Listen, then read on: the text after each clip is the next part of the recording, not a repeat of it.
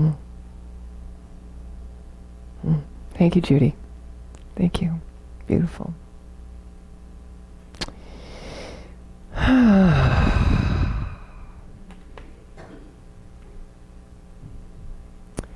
Kind of hard to jump from peace and stillness into word and mind. So let's not. I'll speak, but you stay where you are. Okay? Just stay where you are. It's good. So living our vision now. I wanted to talk about the open-handed leap, not taking an open-handed leap necessarily, but the open-handed leap. Because I notice that as I move on my own evolutionary path, I'm noticing and observing more of my resistances, the things that I'm attached to, the things that I emotionally sense a loss around. That means I'm attached to something. Right? Now, feeling loss and attachment is all good. Nothing's bad here. It's just a noticing. It's a witnessing. When I am attached and I feel a sense of loss, what I have determined on my own path, which may or may not be true for you, is that I am more reluctant to step forward and expand. I'm more given to second guessing, doubting, as you know, to feed into what Reverend Trish is doing, creating a but this or but that. My logical mind kicks in, and I lose that sense of expansion and inspiration and wonder and excitement about the mystery. I shut down and I go back to what's known to feel safe. I am thinking that perhaps all of you can relate to that. It's not just me. I think that's part of what happens. It's like the old idea of coming into an ocean in a place you've never been to before, and you're not sure what the water's going to be like. You're not sure how rough the beach is going to be. You know, you can Google it and TripAdvisor it all you want, but until you actually get there and stand there, you're not really going to know, right? And we kind of test it. We test the waters.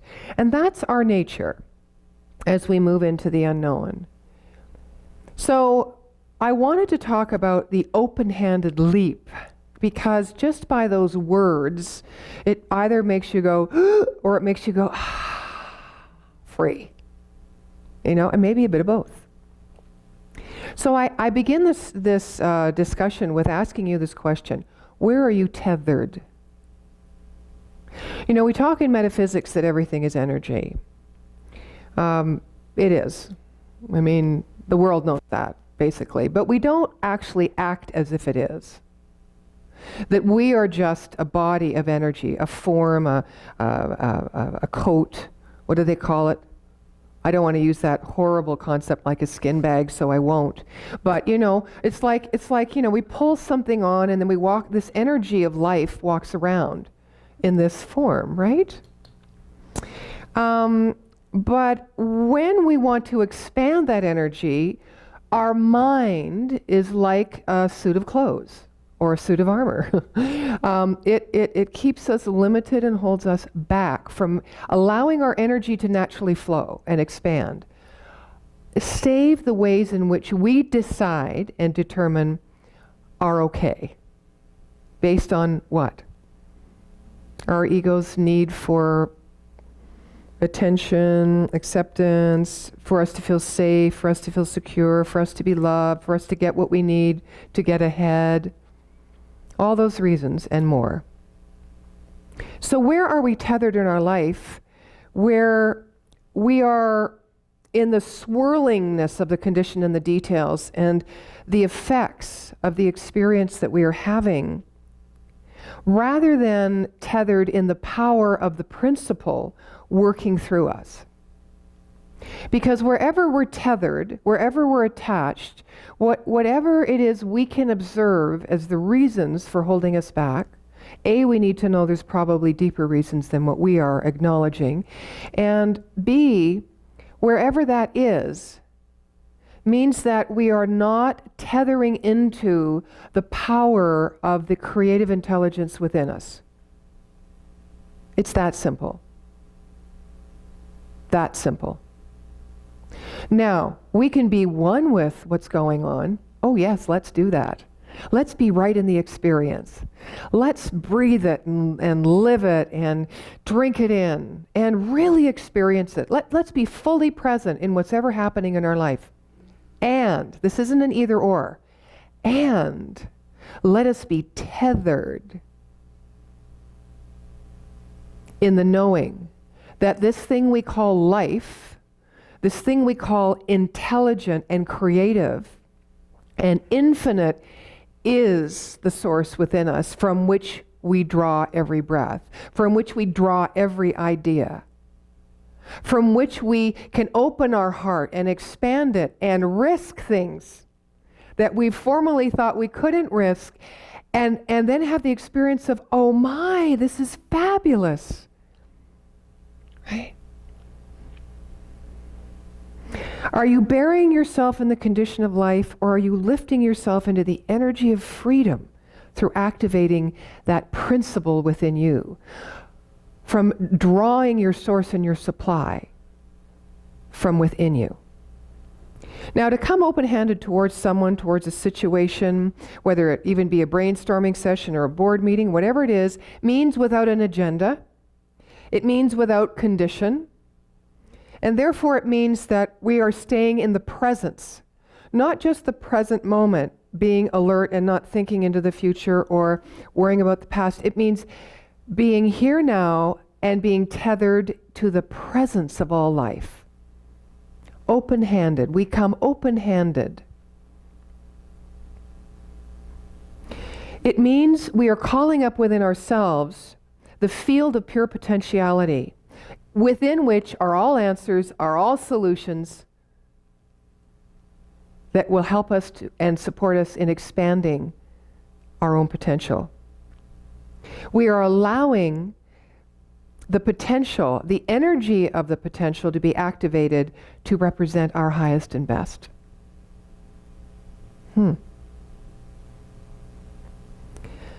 In these situations, there isn't second guessing or doubt. There's no undue trepidation. There's no fear. What replaces it is a feeling of being poised in a position of receptivity and trust. We want that, don't we? In all things, in life, in general, all the time. If we had our druthers, we would live with an open heart and an open mind and allow life to move through us, in and out, so that we weren't our own obstacle, or we are not an obstacle for somebody else. That our mind did not wake up every morning with an anxiousness and an anxiety about how will life go today, or how am I going to get ahead today, or how am I going to get what I need in order to be happy, or be wealthy, or be healthy. We want to let that go. There's a fire burning in us so deeply that we share that just says release. I want to live fully, I want to be fully myself, and I want to receive life fully. If there's anyone that does not feel that way, put your hand up. I made it easy for you, but I know it's true. I know that's why you're here today. I know that's why I'm here today. And I know that whatever form my life takes, I will always be inside that burning fire of inspiration and potential, of my own expansion. And so what that takes is it takes a commitment to live with an open hand, not a closed fist, not like grasping. You know, when we were kids, we were grasping a plan, a schedule, an income, an outcome, a boyfriend, a girlfriend, a group, a status. We were grasping at everything. What if we just opened our hand and received what life outside had to offer, because life outside is only the reflection, it is only the corresponding energy. Even if you don't recognize the form, it is still, principally speaking, the corresponding energy to what we are giving out. That's all it is. There's only one thing going on. We can be safe in that knowing.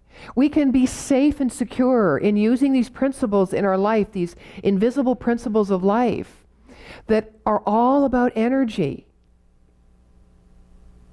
Because as within, so without. As above, so below. This is the way it is. There is nothing to dispute this. Nothing to dispute this. Ah, you may say, yes, there is. My experience. My experience disputes this. It's really nice to hear you say all that. Obviously, you're all thinking that because you're responding. That is not the way life goes. Well, if that is not the way life goes, and you are tethered in the principle of how this whole cosmos has been created and is sustained by the invisible principles that work impersonally all the time, no matter what you're thinking, no matter what you're experiencing, if you're tethered there and you're not getting something out there, then it means you're not tethered there. That's what it means.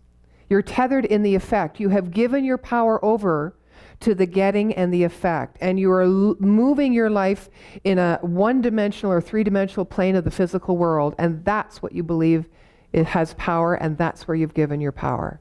That is not our source. Our source is here. This is the basis of this whole teaching, and many other teachings, I might add. So we need to trust that something within us that is the same something within all life that knows the right and perfect answer and solution or experience, that will, and some might say it this way, lead us back home to ourselves. Another way you could say it is that will reveal within us in the presence the glory and magnificence of who we are being right now.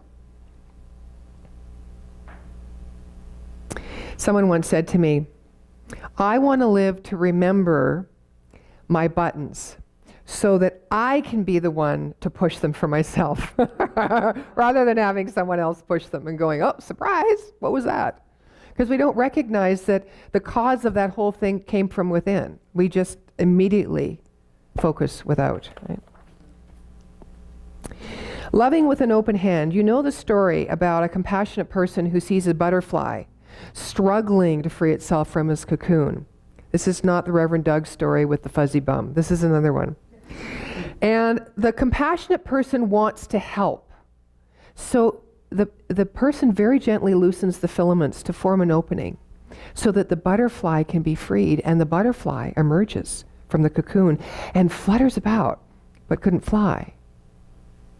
So what the compassionate person did, not knowing that only through the birth struggle can the wings grow strong enough for flight, it actually shortened the butterfly's life. And the butterfly spent whatever small amount of time it had to live on the ground. It never knew freedom because it never could fly. Does this bring an idea of patience to mind, perhaps? Maybe gentleness, maybe an open-handed way to love ourselves. Open-handed meaning to receive the magnificence that us. Open-handed meaning to receive the sacredness of life everywhere present, all the time, in everyone, in everything. To receive this truth so that we can have that experience that we put ourselves in the fire all the time to remember. Because when we're in the fire, we often, from the fire, go to our knees. I talked about being on our knees last week. When we get burned, we're down, aren't we? Now, it may not look like your knees. It may be your bed with your covers over your head, right? It may be I'm not answering the phone. You know, it may be a number of things that we do, that we think we're doing to escape our reality because it doesn't feel good. But maybe what we're doing in those moments is we're going deeper into the fire because our soul knows it needs that time and that space. Not to heal, because we're not broken. There's nothing that needs to be fixed. But to reveal. Yes. So, if you let the butterfly, you let other people in your life, and you let yourself, if you allow yourself to struggle in that rebirthing or that birthing process, you are loving yourself in an open-handed way.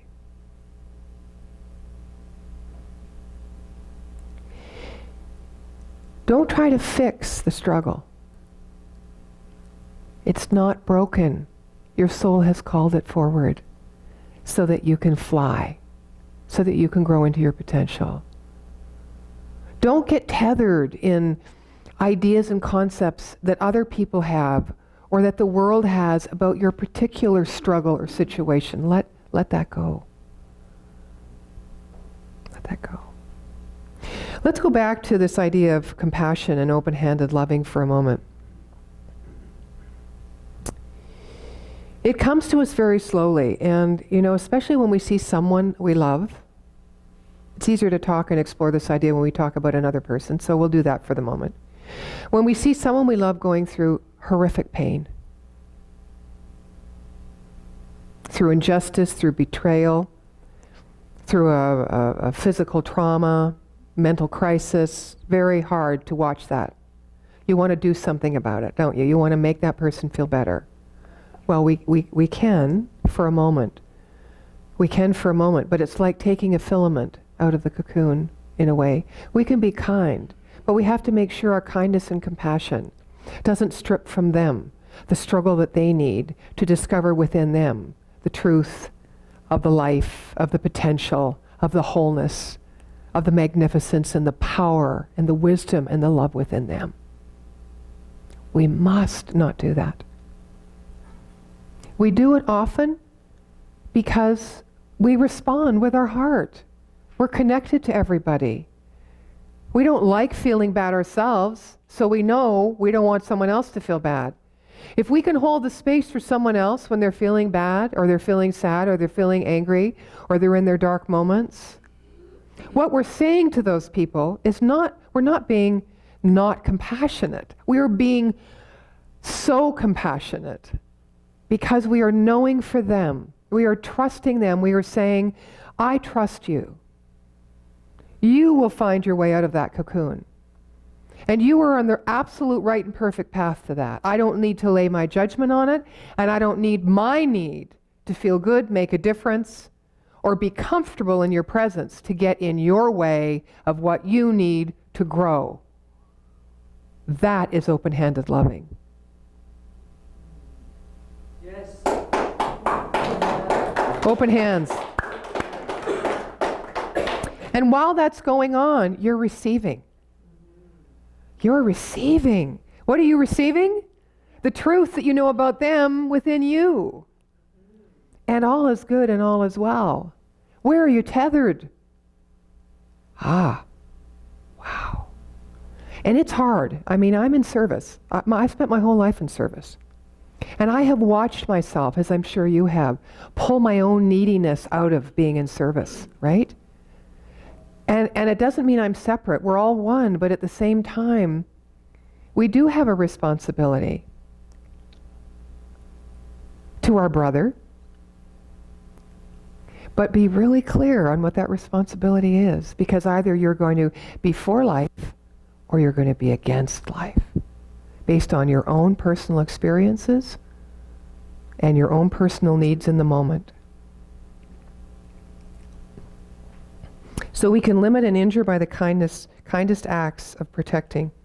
And protection or our extended concern can say to the other person, you are unable to care for yourself. I must care for you. I am responsible for you.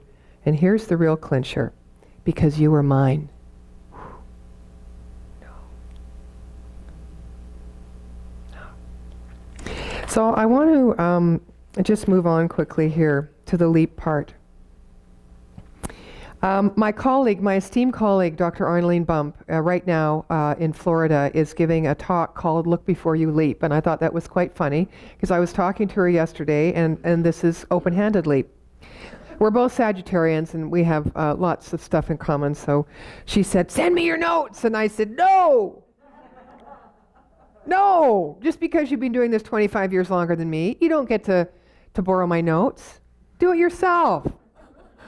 And then there was a silence, right? And I said, can I borrow yours? No.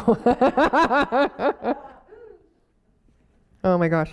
So you can give without loving, but you cannot love without giving. Where are you tethered?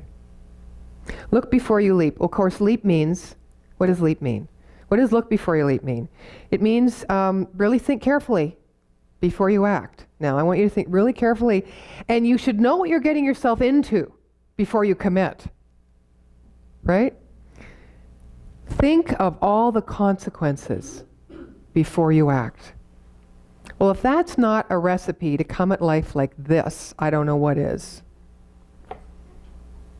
Now, yes, we have discernment. Yes, we have a conscious mind that's going to go, well, you know, I should weigh this and weigh that, or maybe I should check this or check out. Do your due diligence for sure, you know. But making a decision based on what's gone before or statistics of what other people have averaged is no way to be free and live your potential. So you got to bring that. If you're going to look before you leap, you also need to feel open-handed at the same time, right? Not either or. This brings me to the story of Rumi and his beloved Shams of Tabriz. Rumi is one of my favorite poets. He was a Persian Sufi, a scholar.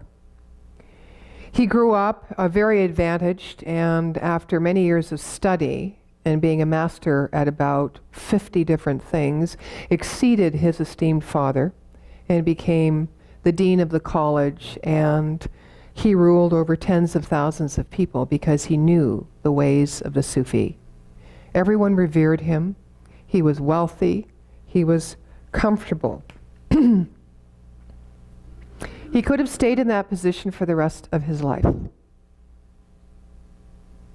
But that was not to be.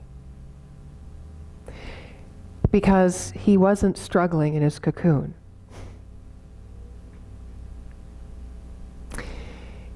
In December of 1224, he met Shams Tabriz.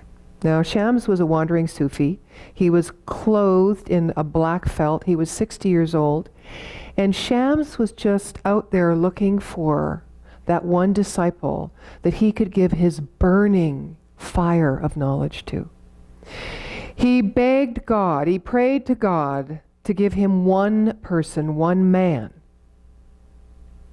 And then he said, in return, I give my life to you. Well, they met each other, and there are many stories as to what went on when they first met. But the results of those stories were that Rumi answered a question that Shams had posed. And at the end of Rumi's explanation, he apparently fell off his horse and he fainted. And when he awoke, he took the hand of Shams, and Shams led him to the college, where the two men were said to have communed in ecstatic harmony for 40 days. Shams transmitted his knowledge of the divine with the intensity, violence, and speed required of a man who knew he would die soon. And Rumi received all of that wisdom in his open heart with an open hand. Now, when they came out of that bliss, there were many people in the kingdom who hated Shams because Shams, they thought, took Rumi away from them. And they tried to kill Shams. They did many things, which was horribly painful to Rumi because he fell in love. He fell in love with a man that helped him transform to the light of his own truth. And the one thing that wasn't complete in that love, because he felt such pain, was that he believed the experience of the truth of the light of his own being was subject to another. Has that ever happened to you in love relationship? Sure happened to me. Where I felt love in a burning way, in an open-handed way, in an unconditional way, where I experienced myself like I never have before, and that person sent me a note in a Tupperware jar by a third party to say the relationship was over. I wanted to commit suicide. Truly. I had awakened.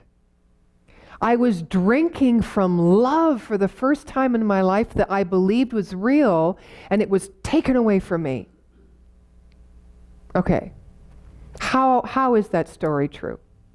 That was my story from my pain of looking at it. And I can go back, I haven't remembered that for a long time. But the relationship with Rumi and Shams reminds me of that. It's not what the other gave me. It was what I was willing to receive in an open-handed love in that relationship that I gave myself. But when they pulled the plug or the carpet from under me, I wasn't tethered in principle. I wasn't tethered in I was the source. I didn't know about the spiritual journey. My whole self and existence went with them. I had nothing left. There was nothing left of me, so I might as well just die. Have any of you felt that pain? Have any of you felt the joy? How about the joy of knowing that love with another? Have any of you felt the joy of knowing that love within yourself when you are no longer with the other? Put your hand up. Good on you. Good on you. That's it. That's the human spiritual journey merged. That is being in love with the beloved within you. Rumi wrote this: when he finally understood that Shams had imparted, because they did eventually kill Shams,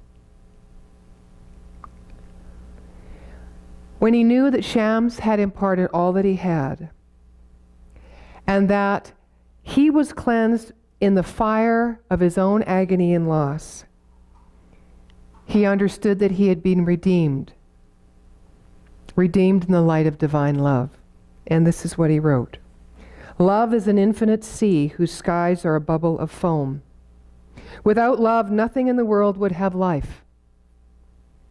Every single atom is drunk on this perfection and runs towards it. And what does this running secretly say but, glory be to God? Every one of us, in our heart of hearts, may suffer the excruciating pain of abandonment, the searing separation from God that comes from our often feeble attempts at enlightenment. But the redemption of Jalaluddin Rumi reminds us that when we are tethered in our own creative intelligence, in our own wisdom and our love, our anxiety will be soothed. This is the goal, I think, of every spiritual seeker. So I leave you with the question I began with: where are you tethered? Are you tethered to the effects? Are you swirling around in the details and the conditions of your life, your story?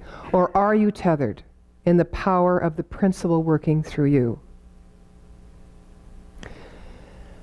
Let us leave here today lifting ourselves into the energy of freedom through activating the source that lives within us, so that we may be free in both our struggle and our joy, and fly as one in the Beloved. And so it is. Thank you.